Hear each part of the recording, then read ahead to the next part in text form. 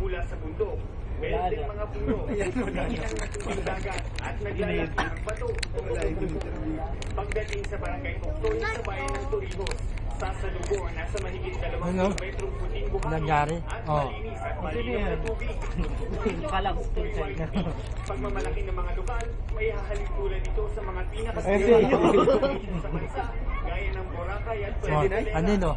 Pero isa lang ang ihandang budget.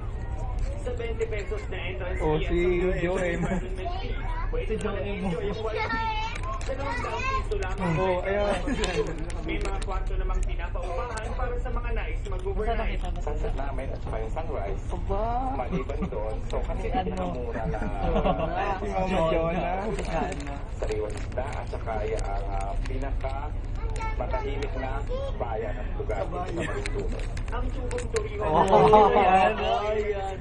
Ipinagmamayabang daw sa kanyang mga Pilipino at dayuhang kaibigan ang natatanging Gusto mo na yun ay. At saka nakita niyo naman, di ba? Malinis.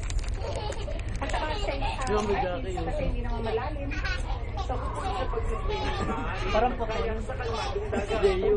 Gumagawa ng pangalan sa larangan ng turismo ang Puktoy White Beach. Noong nakarang taon tinatayang nasa 120,000 na turista mula loob at labas ng bansa ang dumayo dito.